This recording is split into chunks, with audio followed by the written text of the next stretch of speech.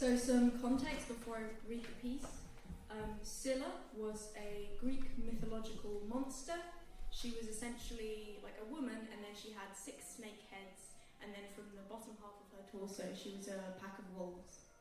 Very cool. And she lived in a cave, and then her heads would come down and pick sailors off the ships and scram them. So this piece is about her, and it's called Dogs Below the Waist. I'm worried about Scylla. Those necks upon necks stretching out in streams above her, biting, snapping, hissing, cracking, whipping, snarling. The hounds below her belly. Her neighbour, the whirlpool next door. They have a common interest. Chewing men, crunching them down, sticks of celery, sticks of carrot, swallowing the bones. Nothing is wasted here. A toothpick made from driftwood, sitting at the cave entrance, picking at her mouth's tummy grumbling. Not much traffic through these infested waters. To fill the time between meals, she takes pleasure in being a terrible housewife, leaving bones and shredded clothes lying in piles about the cave. She doesn't have many live visitors anyway. Look, on the horizon, a ship slugs forward. Ah, she thinks, checking her watch. Dinner time. She likes to be full, the yellow eyes of her wolf undercarriage glowing brighter. Sailors pass under the lip of the cave. One man strains his ears. There's the crashing of waves, but what is that peculiar hissing sound?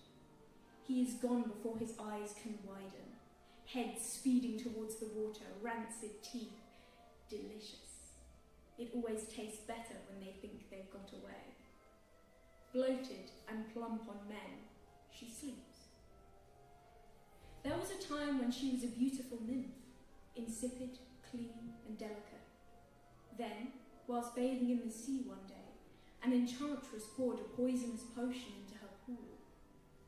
It was not an easy transformation. The burning and reforming of flesh within the brine, giving birth to heads along her necks and torso, the water turning purple. Can she see out of her new heads and eyes? And how does she switch between them? Her fresh snakehead submerged underwater, her lungs full of sea spit. Gasping, she looks below her and sees a pack of wolves. She doesn't know her own body. Leaping and shrieking from the water, she runs to get away from them. It is only when her heels skid into the sand halfway down the beach that she realises she does not know her own body. Legs and toes and vulva replaced with snarling wolves. As she recovers on the beach, her nose wrinkles. She stinks of wet dog. She reaches out a tentative hand. All is hushed. Gently, she rests her palm on the head of a wolf.